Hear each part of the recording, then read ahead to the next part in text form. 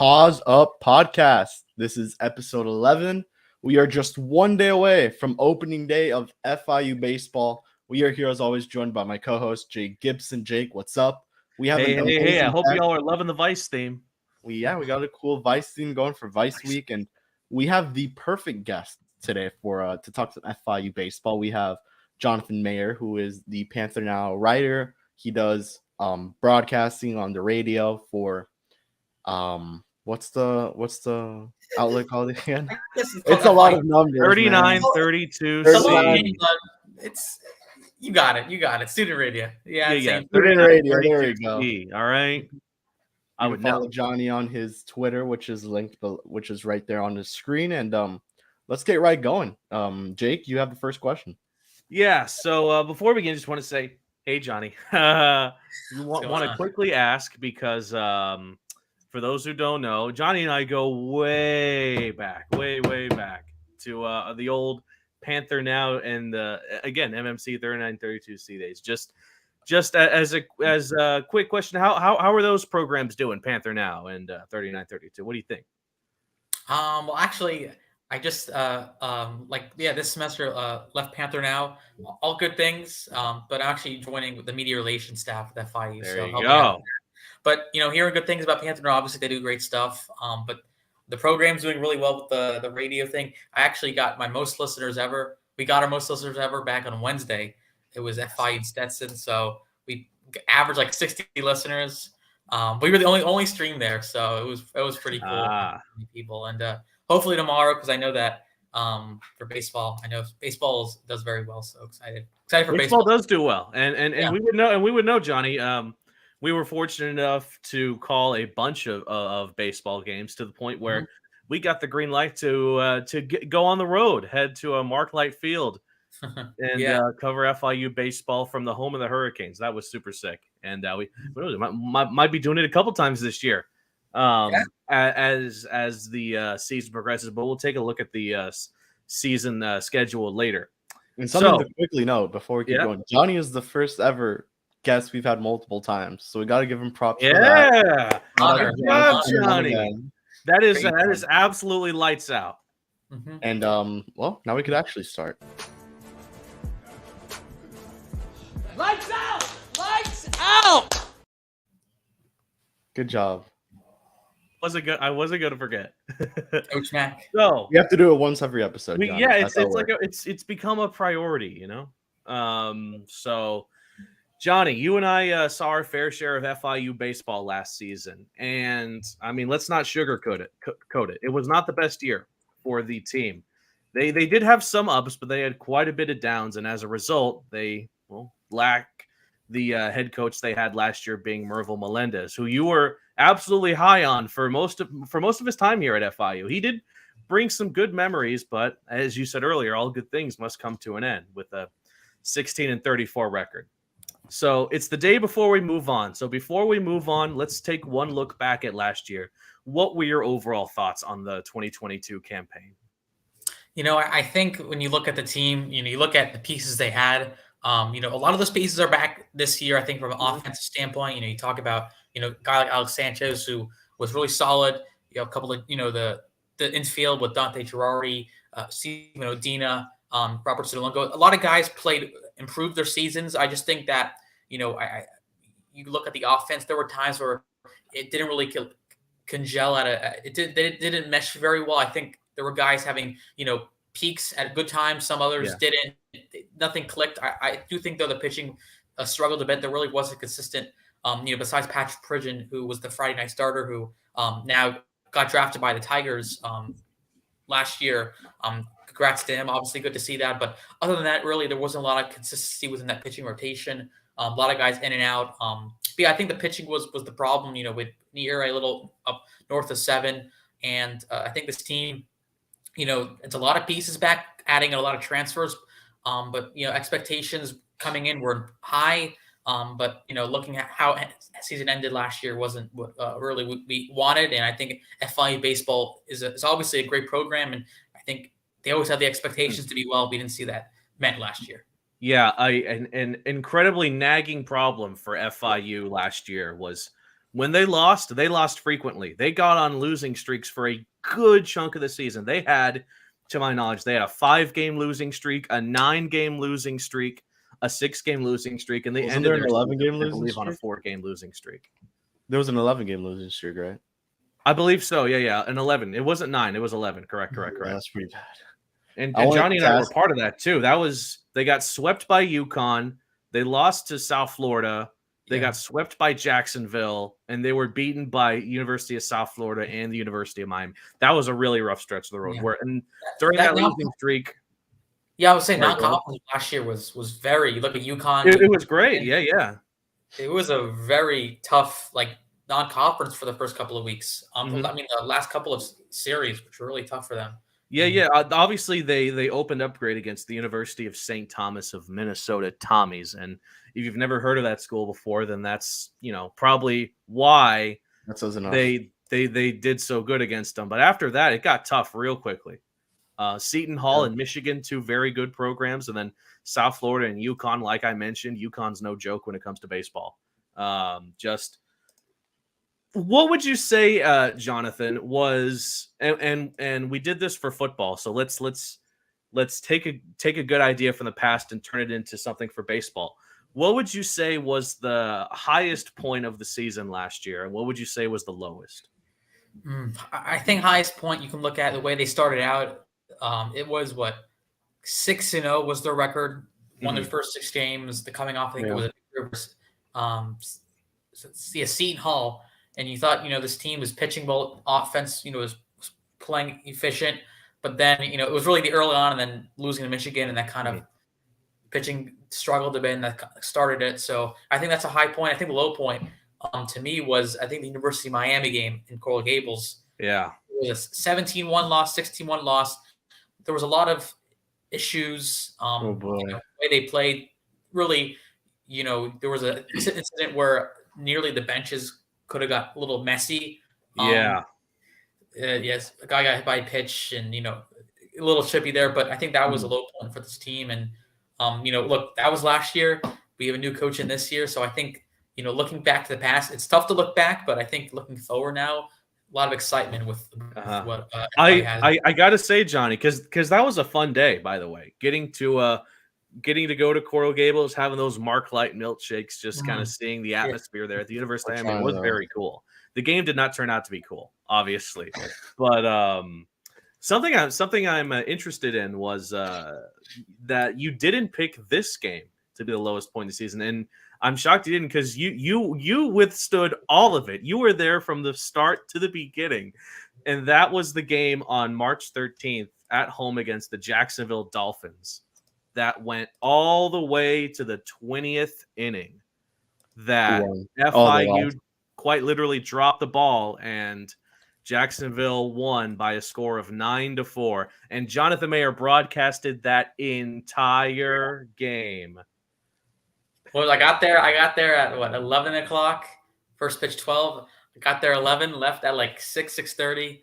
Well, at least it wasn't a night game. You got lucky. Yeah, at least I know Alex Aguirre. He was there with me, actually. Yeah. It got turned into a night game. That's how long it went. Well, actually, I would say that was the lowest point in my 4 years at FIU watching baseball. That was the lowest point. I lose did not go to the game into 20 innings, dude. It was just one of those cases where the game would not end. Yeah, there were times though in that ball game where I think FIU had runners on second and third with less than 1 out or less than 2 outs. They couldn't get the run in. But yeah, by 11th, 12th, 13th inning, you're you get used to it. So this game, you keep going on, and then I think at the top of the 20th, guy for Jacksonville hit a grand slam, and the kind of all the momentum out of that game. But that was a crazy game. Luckily, it was an afternoon game, because if it was a 7 o'clock game, think about it. It would be at 2 a.m. So how do you even end the broadcast like that? In the middle of the game, you're it's getting late, guys. Gotta go. Honestly, I could have just left, but what? No one would have blamed you. But you got that dog in him. That's why he stayed until the end. So let me get this right. Johnny's the only one who stayed.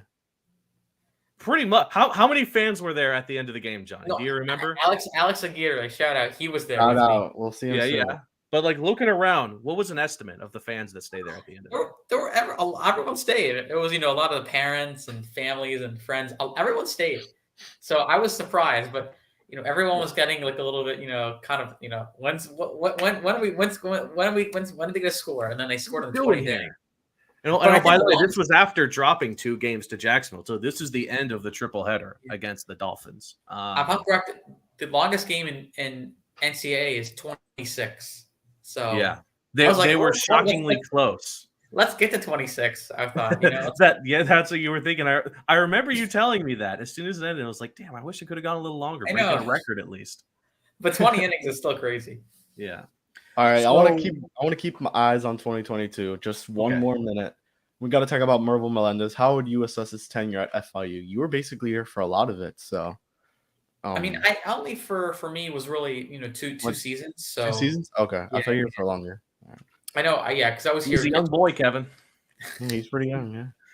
2021. So yeah, I'll be here for all of Rich Witten's tenure, so that's cool to say. Exactly. Hey, and Skip Schumacher's. No, but I think with Coach Melendez, I think coming in, he had a lot of promise from Bethune-Cookman, and he brought in really good recruiting classes. That's a lot of what we'll talk about is a lot of the guys that are in the recruiting years.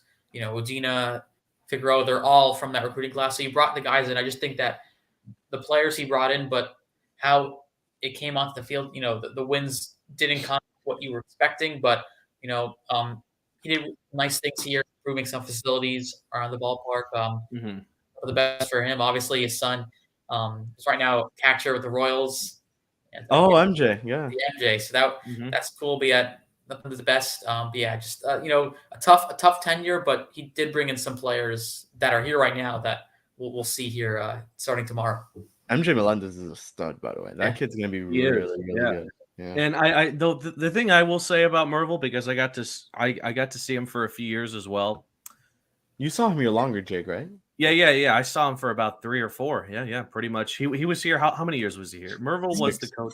6. Yeah, 6. 7, like 4 or 5 years, something like around. Yeah, so around that time. I got to see him for most of his time here, and in general, you were kind of hinting on that, Johnny, that for his first few years at FIU, I think his recruiting was horrible. His first few years, he slowly got better around the tail end of his career and leading up to last couple of years where they brought in, admittedly, some really great players and some recognizable pieces on the talent that are returning, such as Dante Girardi, Alex Sanchez, and Mario Fernandez. Just only a few of some of the great players that he was able to bring in. It's funny because it reminds me of football, and it's strange how many similarities there were to the departure of one coaching staff between baseball and football to the brand new ones who are just trying to fix the wrongs that the old coaching staffs had. And of course, I saw all of Butch Davis's time at FIU. It was not great. They got one bowl win. That was cool. But aside from that, it was atrocious.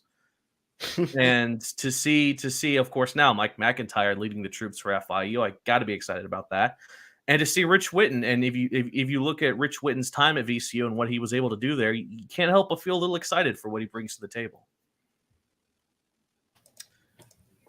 Yeah. So, yeah, go ahead.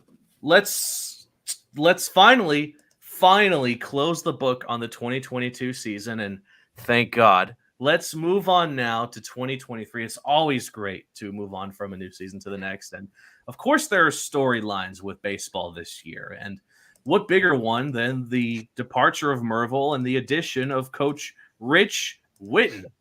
So tell me, Johnny, what do you think about the hire? Who were you initially thinking would replace Mervil? And what are your thoughts on Rich? And just kind of to expand before you start, who were the initial candidates entering? Was there a big name that maybe a lot of people knew? And then how did it end up being Rich Witten? I do recall that like a lot of people applied. I think 30 to 40 people applied for this job. I do know that the Miami-Dade Community College coach applied for it. I know I read some things. Maybe they're looking at the associate coach at Miami, the coach at Las Gutierrez NSU. There were a bunch of names across the board, but I remember hearing what Scott Carr said. He wanted some guy that was a proven winner, and Rich Witten checked all those boxes. Yep. And when I saw the name, obviously we always do those Google search and see his bio and looking at where he came from and what he was able to do at all the schools he's been to. You really are excited for it. He comes from VCU, from the A10 conference. That they're the top team in the Atlantic 10. You look at who his head coach was, and Sean Stifler. He now goes to Notre Dame, so that's a really good coaching tree that he gets to be a part of. So VCU was great. You look at, he was at Miami for a season, at UCF. He played at Coastal Carolina, which Kyle Russell went there. So that he played very well, a very good. He's part of a really good team. So I think he's been places where he's won.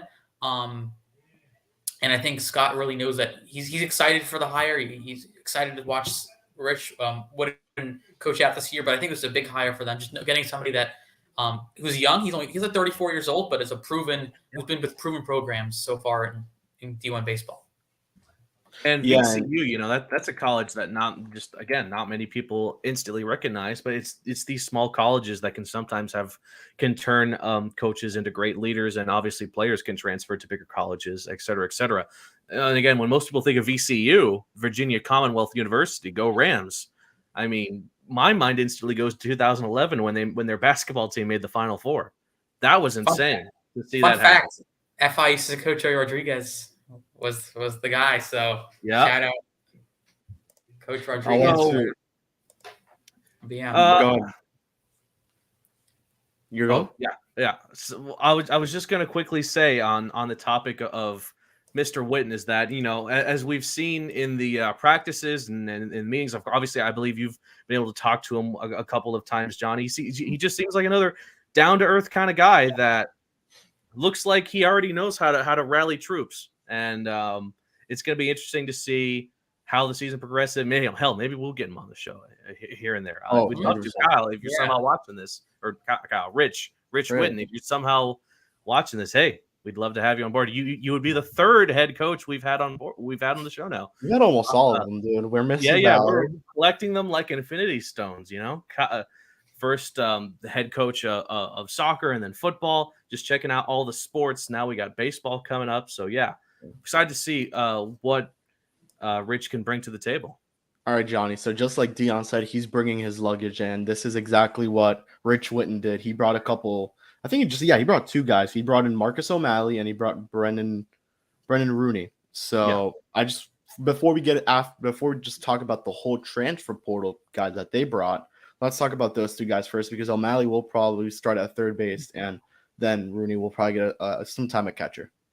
Yeah, I think that was the big thing, is bringing over guys that he's familiar with. And I know that with Sean Stifler heading to Notre Dame, the BC head coach, some guys want to go where they're most comfortable with. And I think those guys, you look at Marcus O'Malley, was a 274 hitter at VCU, a freshman, made the A10 all-rookie team. That's a guy that with good contact, get the ball all across the field. He showed it in his first season in college baseball. You're going to see him get time at third base. That's exciting to see, bring over a guy that's an experienced player, at the hot corner. And then Brendan Rooney, another experienced catcher, who I know that they have a lot of catchers. I think Ronnie Medina will get some time there with Craig Polidar. And then I think one more is, if I'm correct, from ECU is Evan Chainer, if I'm correct, that's how you say his last name? Yeah, Evan Chainer. Yeah. I know he's a pitcher. He's the only pitcher that came over from VCU. But I like his experience. I know he has a solid ERA within college baseball, and I think he brings that to this pitching staff that is definitely going to need some of that heading into this year. Yeah, and we talk about then the transfer portal, a couple of Miami guys. We have Mikey Rosario, who I believe will also be part of the outfield to start opening day. Mm-hmm. You have Henry Wallen. And then some Miami-Dade guy. Wow, we got some interesting, very diverse transfer class. If you just want to get into the guys that they brought in there, just in general. Yeah, they brought a lot. 17 new faces. The bulk of their core that they have is returning, but they need a lot of the faces from the pitching side and the catching position. So I talked about Ronnie Medina. A lot of JUCO guys, Ronnie Medina, Nick Patelli are the guys behind the backstop. And then Ryan Gita, who is going to be DHing in first base with Agent Figueroa. He's a guy that comes from Indian River. who does have some pop in his bat.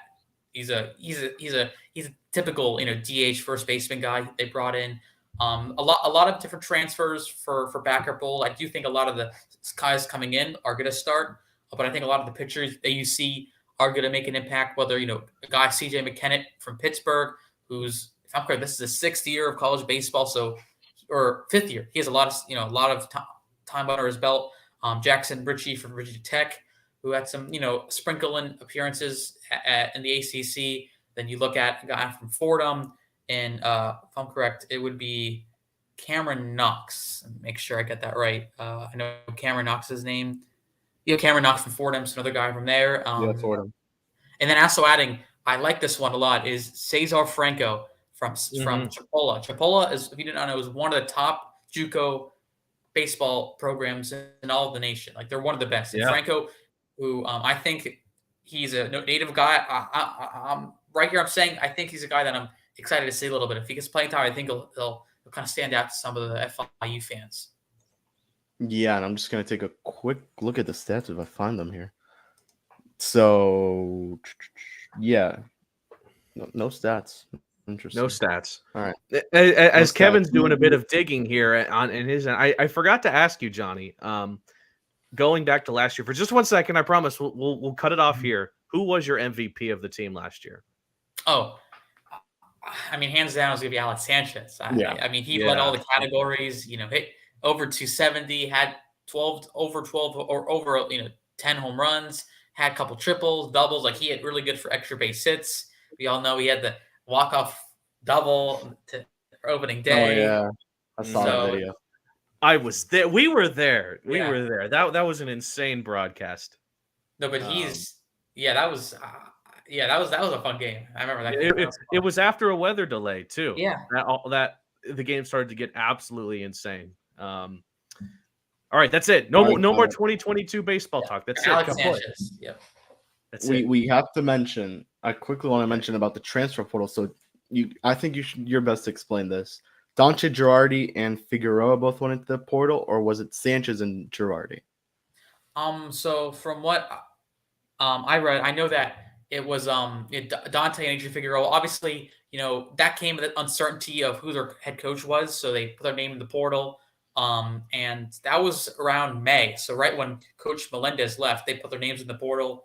And I think it came as maybe a little surprise to me, but I think realizing its expectations, because you want to see what's going to go on within the landscape of who the next coach is. But then once Rich Ridden came in on board, people really, bought in, and they're back. And I think, so they originally transferred and then took their name out of the portal. But really, they pretty much stayed. They, I think for about a month or so, they put their name in, but they came back.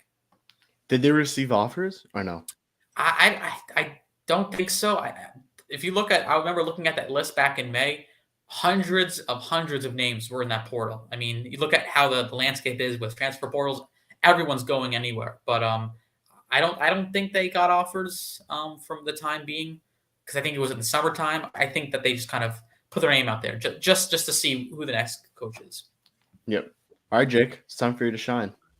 Oh, is it time for news break? Hell yeah, it is time for news break. Everyone's favorite part of the show, maybe not, but it certainly is one of my favorites. It's where we go over some of the biggest stories in FIU athletics as of late, and just FIU in general. Just a quick checkup on our lovely university. Let's start off with this. In the world of FIU football, former special teams coordinator Ricky Brumfield has been hired by the University of Georgia Tech Yellow Jackets. Now, during his time at FIU, he was also an assistant coach and outside linebackers coach. Brumfield joins the ACC again, as prior to his time at FIU, he was the special teams coordinator of Virginia Tech, the Hokies. Brumfield is now the second coach to leave FIU's staff this year, the first being offensive line coach Greg Austin. Now, the second story I have for you. FIU Beach Volleyball has announced the teams and locations of their annual Surf and Turf Invitational, which is set to begin on March 17th at Loomis Park in Miami Beach, Miami Beach, right on 8th Street and Ocean Drive. If you may recall, the Surf and Turf Invitational was canceled in 2020 due to COVID and due to limited travel affairs. It was hosted directly on campus in 2021. Now, 10 different colleges will attend the Invitational, including ranked opponents such as USC, TCU, and FAU. And in addition, Florida Gulf Coast, North Florida, and Jacksonville will also all be in attendance. Last season, Panthers beach volleyball posted 22-11 overall record, and they were 4-1 in conference play. FIU finished the year ranked number 16th in the final poll AVCA in 2022. And my final story has to be one of my favorite stories that I've covered in Newsbreak. FIU has debuted a brand new beer called Sunblazer Golden Ale. Even the name sounds kind of exciting. It's this golden colored beer with what I was told has a citrus taste. Makes sense. Was crafted by the Miami's Beat Culture Brewery, and a portion of the proceeds from buying the beer goes directly back to FIU. Now, the Sunblazer Golden Ale will make its debut at the South Beach Food and Wine Festival down the road, but it will also be available to buy at the Chili's and Vicky's restaurant and cafe, respectively, on campus here at MMC, and it will also be sold at most sporting events on campus, including opening day tomorrow at the FIU Baseball Stadium. So that is your news break. And are we all old enough to maybe chug a beer tomorrow? Give me 5 days. 21. Oh, 5 days. Oh, okay. There you go. Give me 3 years. Can designs are cool, like the FIU Sunblazer Golden Ale. Who would have thunk? Honestly, my thing is the packaging or the I think it's worth getting just to have the can. It looks. I just cool. want the can, man. Yeah. Maybe we'll buy one just for the can. Maybe. All right, Johnny, we got to talk 2023. The team looks pretty good, I would say. And I want to ask you, let's look at the offense first, the position players, before we talk about what we think is the biggest slack right now, which is the pitching. I want to ask you, who stands out to you in the offense? We know Alex Sanchez. We know Dante Girardi. Outside of those guys, who stands out to you? Yeah, so out of those two who had really good leaps in 2022, I think a guy for me, is I think a Marcos O'Malley, somebody I'm interested to see. I know we talked more about him prior. Transfer guy, proven hitter. So I'm excited to see the way he plays out. I'm really excited once again to see Adrian Figueroa. He's been a guy that he's a contact hitter. He's an old school type of lefty hitter. He had a down year last year, and you look at his numbers, he hit around 266. Yeah. And so that's a, if you call that a down year for him, I mean, he has to bounce back is hitting like around 280, 290. So he's a guy. Cooper. Yeah, he reminds me of a little. I mean, yes, I guess same type of idea. Coop Loop, yeah. But I think a little less power than Coop, I would say. Yeah. He's definitely an old school guy. So I gotta go. Yes, Figueroa, and then also Robert Sotolongo.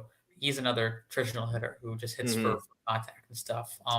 Those are the two guys are the returners, but I'm excited to see this year.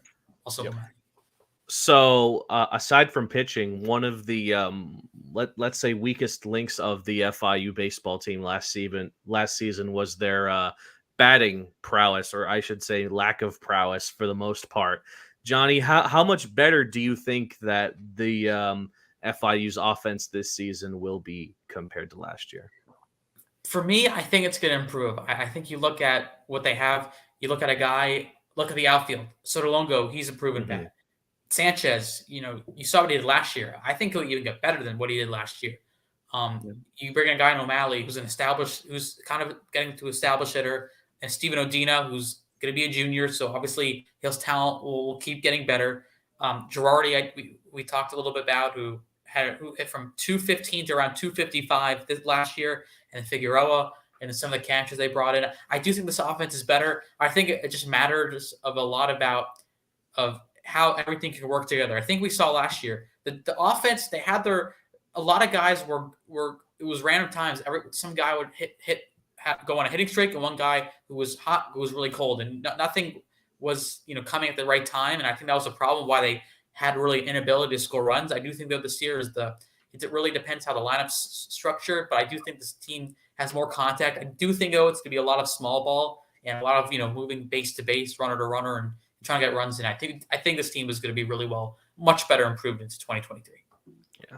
Now I want to start talking about the pitching. We know it's going to be Ryan Cabarrocas. Is that how you say it, Johnny? Cabarcas. Cabarcas. All right, that's all right. So he will be the opening day guy. He'll be the Friday night guy. Who goes after that? We kind of spoke about this off air. It's up in the air, but if you could kind of give us an idea of what we may be seeing these next couple of days and the rotation moving forward, because there's some pretty cool names in there. We have Lucas' son, you have AJ Puck's brother, but outside of that, there's not really much outside of that. I do know that I think, let me see, make sure it was. I think it was released. I think if you look on FIU Baseball, make sure. I know it was released today. Yeah, so we got Cabarcas starting tomorrow. We got Kristen Santana starting for game 2, who's a 6-year guy, and then Angel Tiburcio will be the Sunday afternoon starter for FIU. And all those guys are all veterans. Santana, this is a 6th year playing with FIU, started in 2018, and then Tiburcio's into year number 5 with the program. So a lot of veteran guys. I think that's what you want, especially for Coach Whitten's, the rotation is having experienced guys take the bump to begin the weekend into the beginning of the season. Yep. So we've looked at the starters, a lot of excitement there, but now let's talk about more of the relief side of the pitching staff and the bullpen. How's that looking? And what are some of the names that really stand out to you at this very moment? So looking at the names, we talked about, I think you guys hit on it, Orlando Hernandez, El Duque's son. I do think he'll get a really good appearance this year. Hopefully his dad's there tomorrow. Hopefully the dad's there tomorrow. Oh, for sure. I know he'll be there. But I got him. I do think, though, he's also tapped into maybe a midweek guy as well. So we'll see what how that works. What was I going to add? CJ McKenna, who from Pittsburgh. He's a 5th-year guy. I think he'll get some runs in the rotation. Jackson Ritchie for Virginia Tech, Richie Pena, who is in his 3rd year. Even Owen Puke, AJ Puke's brother. I do that. He had some good time in the Northwoods League as well. I do think, though, it's kind of, with how relief is, it's hard to see who goes where, who goes what. But I think those guys, I think a lot of the transfers that Coach Whitten brought in are going to be a factor, and some of the guys that are sophomores like Owen Puke and maybe Junior Hernandez will get a lot of opportunities out of the pen. Owen Puck is tall, man, 6'4". Yeah.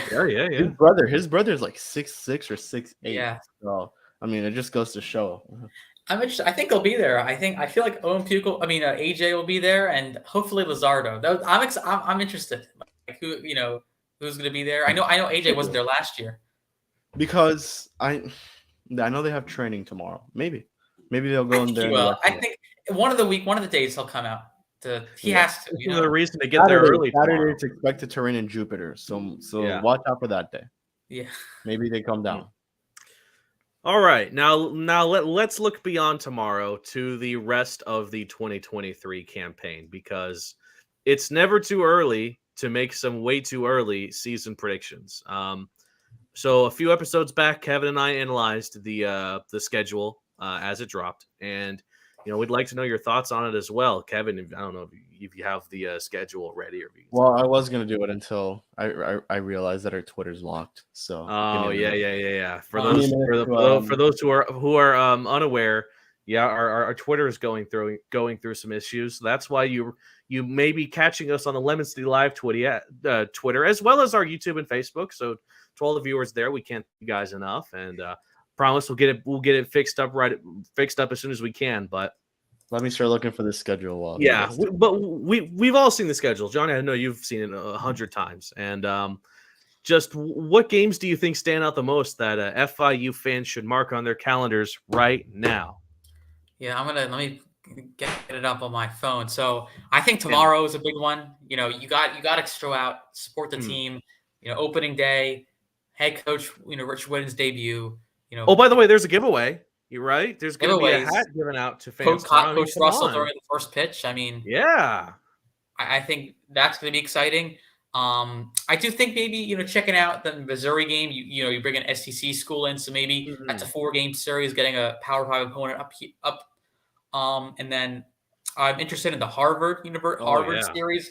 Harvard, they may be Ivy League, but they're a very good Ivy League team. They played very well with University of Miami last year. So I'm interested to see how FIU plays against them. And then obviously University of Miami. You look at they have 4 games against the Hurricanes. Miami is destined, not destined, but I think they're priming for a big year considering how they fell short a lot last year. So that's going to be a fun 4-game series to watch over the course of the season. It's always fun with the rivalry. And then also to watch is Dallas Baptist University. They, for the first conference game of the season, Dallas Baptist, if you look at, that'll be the 17th and the 19th of March. This is their first year in Conference USA. They're one of the top mid-major schools on baseball. So I'm excited to see how FIU approaches that. And then also FGCU as well, Florida and FAU. Those 2 teams are always going to be competent. So I think those 2, and obviously the UM game is always exciting. Oh yeah. And I want to emphasize just how cool it is to play a team like Harvard, an Ivy League school. That I mean, when it comes to the Ivy League and Conference USA, they're on opposite sides of the spectrum, so you don't see matchups very often in pretty much any sport. So you wonder how much they use. Yeah. You wonder how much they use those analytics at Harvard, huh? Yeah. And as a lot. Yeah, exactly. And Johnny, you talked about some of the familiar faces that are recurring opponents, not just in Conference USA, but they're just teams that FIU seems to play a lot in baseball. Florida Gulf Coast, Bethune-Cookman, Stetson. These are teams that usually FIU baseball has good records against, and I'd like to see them continue that this year, not break anything, and just continue to see the success they have had against teams like Bethune-Cookman and Stetson. Mm-hmm. Yeah, I think those are important, and especially looking at the schedule. You look at every week there's a midweek matchup. That's something that we didn't have last year. I think we had maybe every other week. You can add that there were not a whole lot of midweek opportunities for this team. But you look at it, Bethune on Tuesday, for Gold Coast on the week after on a Tuesday. You got a midweek really every single week of this year, and that's going to be huge for this team. Is how you approach those midweek matches, especially when you get to conference play. Those are really this Conference USA for look at baseball and basketball is very good, and we see it now. So I'm excited to see how FIU attacks the midweeks. Obviously when you play a team like Miami or Florida Gulf Coast, it becomes an important game for you. So I think it's just the way of how you go about those Tuesday games that kind of are the weird times because you really focus on the weekends, but they always sneak up on you, and sometimes these games are really important, especially when you play a team like Miami. Yeah. Johnny, how excited are you really about FIU playing Miami 4 times this season? We've seen what the Canes have done to the Panthers the last few years, regardless of if they play here or if they play in Coral Gables. So are you really thrilled that they're playing them a whopping 4 times this year? I mean, I'm the optimist. So I think from a standpoint of just how did I forget Johnny was the optimist? I know. Right? Come on. You got to this. Obviously, UM is a team that is going to be dangerous this year. However, if you're able to play them 4 times and you have a chance to make some noise and maybe get a victory, steal one at FIU, steal one at Coral Gables, that's huge for your momentum and confidence. So I think it's good for a team that's in a way is rebuilding. They still have pieces, but they're still going under new coach. I think it's exciting for them. It gives them a challenge. But I think you can look at one way. Obviously, it's tough. Miami is solid, but at the same time, you can make some noise and try to pull off an upset. Because sometimes Miami they've shown at times to kind of get away from those midweeks. I know they lost to FAU and other teams, so FIU can take advantage of that if they want to, and they can. But I'm excited. I'm an optimist, so I'm excited for some Miami games. Yeah, UM is a really, really good team, John. I mean, especially when you look at MLB Pipeline, you take a look, maybe around the 5 to 10 range, you have the third baseman, Yandy Diaz, who is an absolute stud. That guy's probably going to go in the top 10 of the draft, top 15. Maybe he ends up being a Marlin. We'll see. So that is a good possibility there. And I want to ask you, Johnny, the Conference USA, the ever-evolving Conference USA, we see teams like UTSA, FAU gone, and new teams like Jacksonville, Sam Houston, how does that mindset change for maybe you personally and FIU baseball and the chance now that they may have to really get up there and make a big push for that Conference USA title? Yeah, I mean, you look at the schedule. This baseball now, right in this current time, it's going to be very difficult. It's so competitive. Talk about Dallas Baptist is very solid. Tennessee is always consistent. La Tech is very good. UTSA and FAU, those are very, very good teams. I think they're going to be top of the conference, and then even Charlotte, they're a regional team. So I think you look at FIU, they have a lot of competition ahead. Looking into next year, I do think that I don't know how to say it. The competition is less Really good. next year. I think a lot of teams are kind of in the playing field. I got it. I think Western Kentucky is in the same spot as FIU. I do think that next year FIU has a chance to make some noise, but I think this year to wrap up this conference and the way it is, it's going to be very competitive, and it's going to be really getting and churning out wins, which is going to be difficult for all teams in Conference USA. Yep. So, Jonathan Mayer, what players on this roster do you actively see? Do you really believe have a good shot to go pro on this? He's an optimist, so he's going to mention a lot of guys. But let's yeah. Way. He's going to hit the over for sure. I mean, look, I think Alex Sanchez has a shot. Yeah. I do think that was smart for him to come back for another year. I know that there were some rumblings of maybe him having a chance last year. But I do think, though, if he's able to really put up a solid season with some power, he's able to get extra base hits. I think he has another year to go pro. Looking at him, he's the one that in the preseason, he stands out to me the most to have a shot at pro. But really in professional baseball, I mean, you can agree, Kevin. It's like you really don't know. Like you can see one guy that you don't think and just get signed for like a professional deal at the end of the draft. So I think Alex Sanchez is a guy that I can see getting drafted. Maybe a Steven Odina. He's somebody I think if he's able to really stick out and put up a little bit better batting average and get some more stolen bases and the defense is there, I think he'll have a chance to maybe get some rumblings to get drafted. So I think maybe Sanchez is a guy I'm really intrigued for. Maybe even Steven Odina is more of a under the radar guy for me. Figueroa doesn't stand out. I mean, just the 2 seasons he's had first base, the way he hits nowadays. I mean, when you look at first baseman nowadays, just look at Anthony Rizzo. He's one of the best to do it. The guy, he hits for power, but the amount of contact someone like Rizzo's currently hitting for, especially last season, it's crazy. I mean, that's something that will definitely translate to the big leagues. And maybe you see him in more of a DH type of role if he moves up to the big leagues. Yeah, I only think for Figueroa, I do think, though, I want to make sure I'm saying what was correct. I think with the strikeouts, that was a little bit of a surprise for me. If I'm correct, let me just look at the numbers. He hit 261 with 24 RBIs, and he struck out 26 times in 43 games. That's a little bit number. I know 26 times, a little high. A little high. Yeah. I do think, though, that maybe should be a little bit lower, in my opinion, but I do think, though, if he's able to kind of limit the strikeout rate, I think you have a chance to go pro. Yeah. Yep. And then finally, I'll take this question, Jake. Yeah. I'm sorry to steal one, but go for it. We got it. FIU and Miami, the Marlins have some pretty good ties. I mean, when you look at it, Mike Lowell back in the day.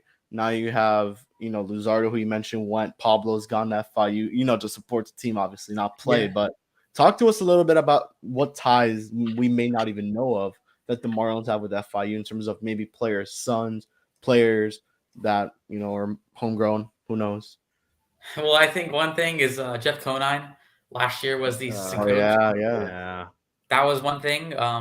Seeing, Mr. Marlin, obviously now back with the Marlins, but that was something, it's almost like a fever dream in a way. What was he doing there? He was an assistant coach? Yeah, assistant coach, hitting coach for the team. Didn't work. It was just crazy to see. But you said Mike Lowell was a guy. AJ Puke, his brother Owen's on the team. I do know one thing is the Marlins and FIU, they used to play exhibition games. Oh yeah. Actually, Yeah. or for like in like March for like so FIU. I know one time FIU they played at Marlins Park in the first year of the ballpark. They were one of the first teams to play a game. They played at Roger Dean. I remember that. Yeah. Yeah, They played at Roger Dean. Yeah, I think it was last time they did was 2015. So it's been a while. I remembered the UM and the Marlins one, and I think UM once beat the Marlins. I think that was the year of Lewis Brinson and that team, which was I remember that. I would love to see that again. FIU and the Marlins, maybe some. I think right now would be, in my opinion, an awesome time to do it because you got a lot of the guys in the WBC. You got a lot of the obviously with a lot of the minor league guys coming in. I think it's right now a great opportunity to do it. Honestly, you don't see it as much now. I feel like college teams playing professionals teams, but it's always a cool thing to see that because you're playing guys that you aspire to be. So I mean, for me, I would love to see my favorite team play the college I go to. Yeah, the connection is there, by the way, because the Marlins, like many other sports teams in the South Florida area, have those like those discounts for college students kind of days where if you're an FIU student per se, you can get a cheap ticket. So the connection is there, man. I forgot $5 tickets with your college email. I know the Marlins do. The Florida Panthers do as well. So you can get some nice cheap tickets to some baseball games this summer. See, I didn't. Oh yeah, they did that now. They're doing that, right? Yeah. That's great, man. All right, we gotta now move on a little bit from baseball, and let's quickly recap what's going on with basketball just before we wrap this up. All right, so I guess the last time we spoke, when was this, Jake? They were on a kind of like a 2-game losing streak, or was it right before the losing streak? Yeah, it was around that time in the losing streak. That was, I believe, episode numero 8. Well, anyways, let's just go from. Geez, man, it's been a long time then. Yeah. I mean, our game. last 2 episodes have been busy, yo. We got AJ on the show, AJ Ricketts, and we got Coach Mike celebrating the. So I'll just recap from Western Kentucky on. They lost to North Texas. They lost to UTEP. They beat UTSA. They beat Western Kentucky. They beat Middle Tennessee. They beat Charlotte. They lost to UAB, and they beat Louisiana Tech, and they lost to Rice. Yeah. Johnny, you were at the Rice game. I was at FanFest. Recap us that game. What went wrong for FIU? That one was really tough on Saturday. FIU they were it was a back and forth game the first half, and then the Rice they won on a 16. They're up 16 with like 7 minutes left in the second half. Panther was going to run. They cut it down to 3, like with a minute and a half left, and then Petar Kovacevic, he had a chance to tie it up. FIU was short on the mark. And they lost that game. That was a tough game to lose. Just coming back, from the deficit. Yeah, tough game at home to lose to a really good Rice team. But now you're on the road they play on Saturday to Middle Tennessee, and they stand at 500. So, but I was talking, with AJ Ricketts. We were talking about this is probably FIU is one of the easiest schedules, to end the year. You got UTEP and UTSA. Yeah. FIU, they can beat those teams at home, and then you got La Tech and Rice on the road. If FIU is able to split that, so I think FIU is a chance, but still, this team is a tough game to lose. But I still think they have a chance to maybe pull off a big upset on Saturday in Murfreesboro. Yeah. How hot is the hot seat for Chris Ballard, for Coach Ballard, for Jeremy Ballard? Sorry. I mean, I don't like, talking about these things, But, I know. Oh yeah, the optimistic man. Why do you keep forgetting that? Yeah, we got to mention it, Johnny. Yeah, but I think you look at Coach Ballard and what he's able to do. Obviously the first 2 years, 19, 20 wins. They've a tough time losing. They lost 9 games in 2020, 21. Last year, 15 in the season. That they even talked about Coach Ballard and his staff that they were disappointed with, and now you're sitting at 13 wins right now. But still, this program, 13 wins or 14 wins, that's big for them. 13 right now, they're not satisfied. They know they can win. I do think, though, that Coach Ballard has what he's been able to do with conference play with his team has been really tremendous to see. He obviously has a lot of young players, so it's going to take time to build that chemistry up, and we've seen it now. But I do think that he's a great coach. He's a great person to talk with. Really, really nice guy. But he's taking this team to new heights, and I think that Coach Ballard, if I'm correct, I think Coach Ballard has this team and making some noise in the conference tournament. Yeah. They're dangerous to make a run. To put this into perspective, the last time FIU men's basketball finished the regular season with a winning record was 4 years ago, pre-COVID. They're 13-13 now. They are 7-8 in the conference, 11-5 at home, 2-8 on the road. With a 13-13 record, with 5 games to go, this is going to be Coach Ballard's best chance in the last few years to get that coveted winning record to end the regular season. And like you mentioned earlier, Johnny, they have been blessed with some opponents that they're familiar with, that most of them they have experience beating earlier this season.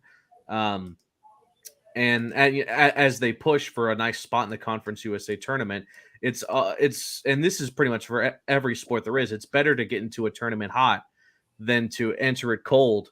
And they can do that. They can actually do that, which is great. And I think FIU is one of those teams that you look at underdog stories, they really have a chance to be that team. Mm-hmm. Yeah. And you would love for them to get that 5th seed, because something AJ was mentioning to us, Jake, if you remember that podcast, is that if FIU goes into the top 5, I think they get a bye week. So they have time to rest up and get ready for their next game. But I mean, maybe sometimes you don't want that bye week. Sometimes you're hot enough. No. If FIU is able to win these final couple games, you're on a hot streak to enter the tournament in Dallas, and you feel really damn good about your chances to maybe upset one of these top teams. FIU almost beat FAU this season once. They beat UAB. They beat Charlotte. They beat top dogs in the Conference USA. Now do it in Dallas. And if you're able to do that, you feel pretty good entering the tournament. And you beat some other good teams, Middle Tennessee, a middle of the pack team, La Tech, another middle of the pack team. You feel pretty good where you're going. So let's hope. And that's a big if too, because South Florida college basketball has been insane. University of Miami, then you have FAU down the road. It's why not FIU? Why not the Panthers? Yeah. That's the although UM's killing it. UM's killing it. They destroyed Duke the other night. If anyone even heard about that game. So in the spirit of baseball, Johnny, let's talk some Marlins. We got to talk Marlins. I don't think we've ever spoken about the Marlins on here. Maybe once. Quick shout out. I think we briefly mentioned it. Like when Sandy got the Cy Young, we gave him a shout out for that. Shout out. We never went in depth. How you feeling, Johnny? How you feeling about those 2023 Marlins? I mean, we've seen clips already out of spring training. We've seen the moves Kim Eng has made. I mean, you got to be pretty satisfied with the moves they made so far. Oh, I'm so excited for the season. I get like this every year. I'm like, I did this last year, 2 years ago. I'm like, we have a solid team. We can win 85 games, and then we lose 90. I'm like that every year. Whoa. No, but this year though, we have that a good rotation. We got Sandy in the top. I think Luzardo is gonna have a really good year, and then I think it all pertains. I was talking to my friend. I think it all pertains to health with this team, but the rotation is really nasty. They stay healthy. I like get Arias and then Segura. You bring in Jazz to center. And then, I just think this team, if everything goes well, I think this team can get near 500. I'm just excited for the rotation. I love pitching. And I love that the rotation is so nasty, and I'm excited. Obviously, Stripes puts out great content, so it makes it more exciting. Seeing spring training and everything. But a shout out within a shout out. Shout out. I like that. Is spring training can get kind of like by like the third week, it gets so boring. I don't know if with you it's like I get tired of it. It's like I don't like it's like every day. I want real games. I like seeing them games that count. I think it'll be like that this year, where it's gonna get boring, because last year we had the baseball classic will make it a little better for me. 100%. And last year that's gonna be awesome. Last year we had the lockout, so it kind of felt long, and I mean it felt great to have baseball back. Yeah, you didn't care about what baseball was, as long as it was baseball. You felt good. And in this case, we had spring training baseball, and I mean, you look at storylines. And I was filming a podcast which is dropping tomorrow, Fish Stripes and Filter. Shout out to that one. Mm-hmm. I'm not shaming that. No shame in dropping that one, but no, we're talking about spring training storylines. We love the plugs, yeah. We're talking about spring training storylines, and one that I mentioned, and maybe I want to get your take on this, Johnny, is the possibility of seeing a 6-man rotation. That has to be a big storyline. I mean, you have Sandy, Luzardo, Cueto, Rogers, Braxton, and Edward Cabrera. You have 6. Either you make a competition for that final spot between Trev and Brax, or you have to go 6-man rotation. And I mean, you have Yuri Perez, who we just saw today, throwing a bullpen. So I mean, that guy's very, very close, and I think he's as close as maybe cracking that opening day roster, in my opinion. I don't really think he needs much time in AAA. He'll get time. And then you have Dax Fulton, Jake Eater, and Max Meyer will probably come back next year. So I mean, do you just go 6-man, Johnny? What do you think? That's the thing. I think you look at they all the 6 pitchers have proven. I do think though the only one that I'm considering about is the Trevor Braxton. That one, I think, would be a little more of a storyline for me, is seeing how Trevor Rogers pitches in Braxton, because obviously Trevor, he bounced back at the end of the year, had some solid starts. Garrett, he's a consistent guy where he'll give you 5 and a 2/3 for 6 innings, enough, But those 2 I'm interested about. But if it's a 6-man rotation, I mean, that makes it better. It makes it even more dangerous because you have all these guys. I think, it helps with health with a guy like Sandy Alcantara. So, we saw he pitched every day. If you can give him, 6-man rotation, gives him more health. And for a lot of those guys, I think that was a problem last year, was the health. That was a big issue. You just had Sandy and Pablo, but that really was it. So I think it may be helpful. I don't know. I know people are so on it, but I think it'll be positive for us. Now you have to think of this: when you go into a 6-man rotation, you're losing a bullpen spot, you're losing a reliever, and Sandy won't go out there every 5th day. So it's a risk. And we saw the Angels doing this last year, I believe. And I think Houston did it as well at some point. It wasn't too successful. I mean, just in terms of, the logistics of it, not the pitcher itself, but just the logistics of how it went down. And I mean, I personally wouldn't mind a 6-man, but you're having Sandy out there every 6 days. And I don't think you really want that. You want to try to get Sandy out there as much as possible. I mean, this guy has the chance to go back-to-back Cy Youngs, Johnny. When you really look at it, will he do it? Who knows? But I think he has a good shot at it. And I guess final question: how do you feel about going into the season, man? I mean, what is your win total for these Marlins? See, I've asked so many people. I was talking to my friend last week. He's a pessimist. He was telling me they'll win 60, 90, 60, 70 wins. They won't. I'll tell you this much: they will not lose. I think this year that they have some established bats. I'll say around. I'll say 79 to 81. They'll hover around that. I was expecting something completely different. All right. You were thinking 85 wins? I was like, this guy's going to say 85. No, I'm better now. I think because I've been humbled a little bit in these last 2 years. Because I last year, I thought they would win 88 games, 85 games. I'm no joke. I know. It's 78, dude. I now you know what? I'll temper it. I'll say 70 to 81. I just think that the East is a little better. Is very good, but I think now that if the offense is average, they'll hover around that. I'll tell you this, and Jake may know this. We had Duke Johnson on Fish Stripes 2 weeks ago. I saw that. Dude, first of all, that was an amazing podcast. I highly suggest you all to listen to that. And I want to say, he said the Marlins will finish 2nd in the NL East as his bold prediction. If the Marlins finish 2nd in the NL East, Duke Johnson can own this podcast. Duke Johnson could own Fish Stripes, and he could do whatever he wants.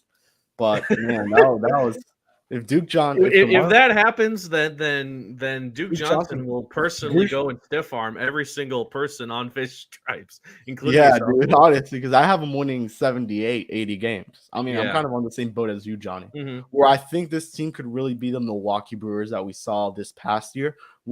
As long as the Marlins are in it until the very, very end, just like we saw with Milwaukee and Philly, you have to feel pretty good about where this team is at, especially with the first-year manager and Skip Schumacher, which I'm very excited to meet. I did not see him at FanFest, unfortunately. I am very excited to meet him on maybe Sunday. I'll go. Who knows? But we'll see. And I'm very excited with that staff. You have John Jay, Juan Pierre's getting involved, Jeff Conan. You saw him in a full uniform today, getting involved, helping out. So, I mean, this is going to be a very exciting team. They're bringing back a lot of guys. I mean, we just saw they brought in Terry Collins today to be a consultant. Some people like it, some people don't. I personally like it. I like that hiring. So, Jake, we're about to hit the 1 hour marker. I think we will wrap this up. Any last news or notes you want to mention before you? Yeah, finish it off? something I wanted to say about the Marlins themselves, and I wanted to hear Johnny's thoughts. Is that the Marlins just have it tough with the division they're in. The NL East has, like you mentioned, it feels like every team there has gotten at least somewhat better. Just on the grand spectrum of not just the NL East, but just the NL in general. What tier do you think Miami is on right now? Ooh, you mean like standings? You mean? Or Yeah, yeah. ooh, I mean, I don't think no. I mean, I like Duke Johnson, but I don't know about number 2. No, they're I'll- not I think we all think number like fourth in this division. Yeah, Fourth. I've seen so many things say they're going to be number 4 in front of, like, I think Washington was it. I think I know what John is about to say. Or I think know what either you're about I to say. think that the Phillies will slip. That's what I think. There we go. I knew you were going to say that. Yeah, That's they what have a good I think shot. either we go 4th or Phillies slip. Yeah. We go 5th. You have to keep this in mind. Bryce Harper is going to be out for the first 3 months of the season because of some injury. He got surgery and something. He's not playing for Team USA. So Miami has a good chance to bite. The Mets usually met at the end. We saw this last season. No, they're going to be great in the first half. They're going to be good in the first half, but I mean, if Miami fares well against the NL East for some reason usually, and if you were able to beat the Nationals 13 times, because you're probably going to be able to, maybe you will beat them 10 times out of the 13. But I mean, you got to feel pretty good about where this team is at in terms of how they'll fare in the division. Now, looking outside of the division, you have a team like the Diamondbacks who got a lot better. That team is going to be very fun to watch, and it's going to be very, very good. I mean, they just had a National League candidate for Cy Young, Zach Gallen, former Marlin, out there. You make the trade for you make the trade for Gabby Moreno, who's now going to be your catcher. You bring in Lourdes Gurriel. You made a lot of moves this offseason. You got to be very happy where they're at. Corbin Carroll is going to be a great prospect. Look at Chicago, brought in Dansby Swanson. You made some adds to the rotation with Jamison Tyon. You brought in a nice reliever in Michael Fulmer. You Pittsburgh. Pittsburgh is a team to watch. Many may say I'm joking around, man, but I really want to drink that Kool-Aid for the Pirates. They are a good team in the NL Central. They have some very nice young players. Brian Reynolds, if he ends up signing an extension somehow, you had O'Neal Cruz, Ronzi Contreras. You brought in some nice, rotation pieces. I'll say I feel 1 year. all right. I'll say 1 year. 1 year. I'm not sold on them yet. I don't know. Oh, maybe next year, but this year I think they'll put up a fight. I mean, they finished like 3rd in the division, dude. Also, yeah, that division is that division sucks. So you could really go with anyone to win that one. Yeah. And the Reds are another team who are going to be pretty all right. I think the Reds are better than the Pirates, in my opinion. The Reds are actually better. Yeah, maybe true. Their pitching rotation is very nice. So I think this is where we're going to end. Yeah. Let's quickly give the Marlins their due. In spring training for Miami begins in 9 days. On Saturday, February 25th, they'll play the aforementioned New York Mets at 6 p.m. Is that Port St. Lucie? I'm sorry. They'll play them at Port St. Lucie, and then the Grapefruit League opener for Miami at home. Roger Dean will be the next day. February 26th against the St. Louis Cardinals, I believe. Mm-hmm. So spring training will carry on all the way until late March. Then we get into the regular season where Miami will have a home opener to begin the year at the Lone Depot Park on March 30th at 4:00 against the New York Mets. Justin Verlander versus Sandy Alcantara. Cy Young versus Cy Young. Unanimous, both. Yeah. So that's going to be fun. I mean, I expect you all to be out there. Yeah. And we'll see. Speaking of seeing us all out there, again, we can't thank you guys enough who have been watching us on Lemon City Live Twitter, Facebook, and YouTube. Hey, we're all going to be at opening day tomorrow for FIU Baseball. I believe first pitch is at 6:30 p.m. Again, they're taking on the University of George Mason Patriots. It should be a fun one, and we'll all be there. So if you want to say hi, Miami, FIU usually fares very well against George Mason. They have the better record historically. They beat them last time 5-1, and I believe it was just last year. So should be a good game. Any final thoughts, Johnny, on what the fans should expect for FIU as well as the Marlins? Give them both some love, Johnny. I think this team will be fun to watch. I do think that the style of the offense will be fun, and I'm just excited. I think always just when you have baseball back, or even softball too, and for college, it just senses spring is here. don't want to say the end of the school year, but like, you know, like we got baseball, a whole new time, and especially now with like basketball still here and they're playing good. It's like, I don't know, these times are awesome. So I'm excited for baseball back tomorrow, and then for the Marlins, big Marlins fan, and just always gonna root them on. But we got to get some W's. You know? What I want to know, Johnny, is there's no Marlins stuff in the back there at your dorm. You know, it's temporary. It's a dorm. You know, I can't. Well, come on. I mean, let me see. I got some. See Flex Joseph's dorm. Oh, he has. Are you in Mike McIntyre's former dorm? I wish. I'm in an unspecified dorm at FIU. Okay. Leave it at that. All right, guys. Thank you guys for watching. All right. Kyle Russell throw in the first pitch tomorrow. Snapback hats as the giveaway from Jake, from Johnny, myself. We'll see you guys on the next one. Peace out and paws up.